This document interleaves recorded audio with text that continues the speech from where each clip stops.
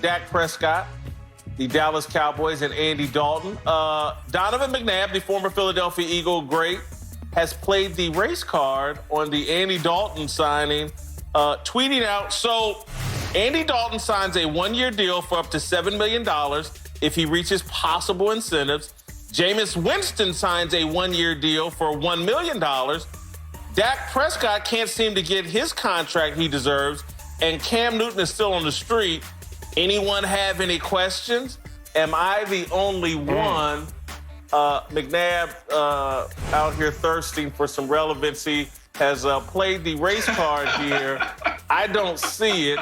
Any grown man that starts using the word deserve in any form or fashion, deserve is for little kids. Grown people know you don't get what you deserve. You get what you can negotiate. Marcellus, any truth to what Donovan McNabb's talking about here? There's some truth to it. To what degree, we don't know. I don't know if the truth is in the race card, not the card I would have played here, not the lens I'm seeing this through. It could be just the quarterback card, as he threw Andy Dalton in there. Andy Dalton's not worth $3 million. He's worth much more than $3 million, but situations will arise in our lives, and you got to be smart about it. So Usher nailed that a while back, and Andy tried to play it properly now. That's all he could get. Well, let's look at this, because this is one of my favorite places in the world to be. Somewhere between coincidence and correlation. And when you don't know, guess what the old folks say you need to do? Until you hit bullseye, baby, keep throwing them damn darts. And that's what Donovan McNabb is doing. He's trying to hit bullseye. We're all trying to figure out what is going on in today's NFL in terms of this quarterback position. As I said, it's not black or white, but there is something to the line of black quarterbacks that are now finding themselves unemployed or devalued. And that's a longer line than the white quarterbacks. But there is a line for the white quarterback as well. So not exactly the way I would attack this, but until I have an exact answer, I'm never mad at somebody else trying to speak their piece. Yeah, I can understand Donovan McNabb's frustration because he lived it. I had an old coach tell me a long time ago, black and average will get you fired. And so for Donovan McNabb, when you look at his plight, he went from being a guy that consistently led the Philadelphia Eagles to the NFC East title, led them to championship games, led them to a Super Bowl. 2 years later, he is out of the league. Typically, for African-American quarterbacks, they have a tough time finding themselves from being a star to then occupying a clipboard as a backup for years and years on end. For instance, Matt Schaub was a two-time Pro Bowler, but Matt Schaub has not been a good player for a long time. But every week when we see the Atlanta Falcons play, Matt Schaub is the quarterback too. How about Nick Foles? We've seen Nick Foles in multiple spots have an opportunity to start. It doesn't go well outside of Philadelphia. Yet, lo and behold, he's traded for a fourth-round pick and finds his way to Chicago. I think for Jameis Winston and Cam Newton, I think the issue that they have when they look around, the guys that are currently occupying the QB2 spot have never reached the mountains that they've climbed. And so you have a hard time when you've been taught from a kid that football is a meritocracy. You work, you perform, you produce, you get opportunities, but it doesn't seem like those opportunities are going their way. I can't put it all on race, but I can say it is interesting when you look at the accomplishments of some of the guys that are sitting on the sideline versus those that are occupying clipboards, and you just wonder why teams deem those guys to be better fits as backup quarterbacks. Well, Bucky, you have to fit the role. And does Cam Newton want any parts right now of being a backup quarterback? I think most people would argue no. Most of the advice I've been hearing from people like Deion Sanders and others, don't be a backup quarterback. I don't think Cam Newton wants any parts of a $3 million contract with, maybe an additional $4 million in guarantees. Jameis Winston signed up to be a backup quarterback and go to what he considers the Harvard of quarterback school in New Orleans. That's the decision Jameis made. He could have probably gotten more money and gone someplace else, but he wanted to go to the Harvard of QB schools. I've seen this happen. Again, I always reference this. Jeff George, grew up with him, great friend of mine. He's like family to me.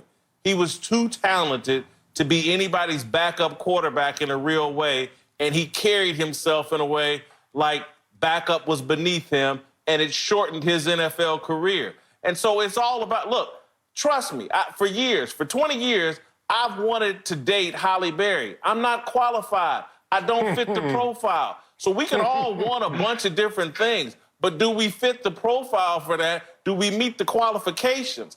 And then as it relates to Dak Prescott, is it can't get the contract he deserves. That's the kind of immaturity that I expect from a teenager. Dak Prescott was offered $33-some-odd million in September.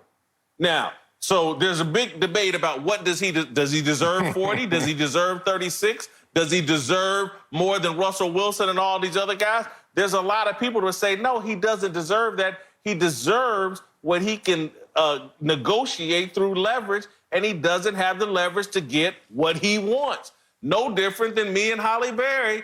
And so I just don't see, when I see Jordan Love getting drafted basically to replace Aaron Rodgers, we need to just cut this whole thing out, man. These coaches just want to win, man.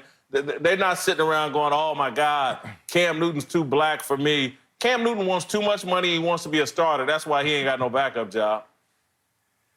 Hey, man, you broke that down, Whitlock. And I think we need to we're talking about McNabb using the race card and looking at it through that lens. I think that in its entirety, we need to stop looking at the top level and start looking at more of the middle of the pack or even the bottom level of quarterback. What I mean by that is a lot of guys who have this gripe that McNabb is trying to express, they look at it like, look, the NFL will give a black and white quarterback the same rewards, but different penalties. Same rewards. Russell Wilson gets paid the most in the league. He black. But the penalties are different once you start going down the hill. The brakes on the black quarterback car don't work as well as the white quarterback's car. So the white quarterback can stop here, disappear, come back, get traded for, and the black quarterback just runs off the mountain off the road. And here's something about it, because you find yourself in that weird place, that precarious place between being a marginal starter in this league. Worse than being a black quarterback or whoever's suggesting that is being a marginal starter. Because if you're not going to get picked up as a starter, and no one is really trying to do that, you're a highly paid backup, and no one's trying to do that. So you talk about not between being a black quarterback or white quarterback, it's between what's your value versus what's your production going to be being marginal. I think that's the deeper conversation. Yeah, look, it's really a twisted conversation because there's so many things that are kind of blended in the conversation. Whether we talk about race or whether we talk about merit, there are a couple different things that are at play. But I can't understand Donovan McNabb's gripe and his argument, because let's just think about Jameis Winston and one of his classmates, Marcus Mariota.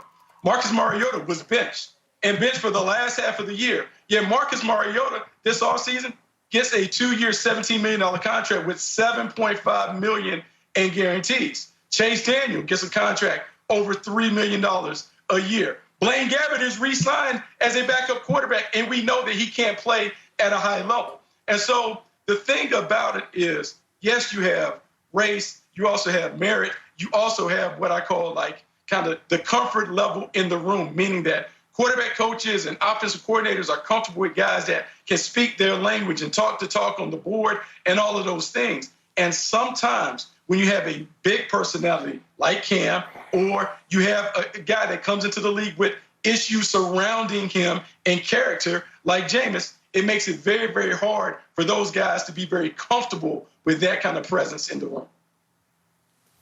Well, and again, you're talking about the qualifications of being a backup quarterback. Is big personality, is that part of the qualities of being a backup quarterback? I think most coaches don't want their backup quarterback with a big personality, a big brand. So take personality out. Just take Tim Tebow and that big brand he carried around with him, got him run up out of the league. When you start talking about character issues, do you want a backup quarterback with character issues? No. And so to me, a lot of this doesn't have to do with race. It has to do, what are the qualities you're bringing to the table as a quarterback in this league? Do they fit the profile of a backup quarterback? And then when we start talking about penalties and rewards for being a quarterback, let's just remember, Michael Vick got 2 $100 million contracts despite character issues, despite some serious off-the-field issues, And trust me, I love Mike, glad that it happened. But Mike was the blackest of black quarterbacks, got 2 $100 million contracts after going to prison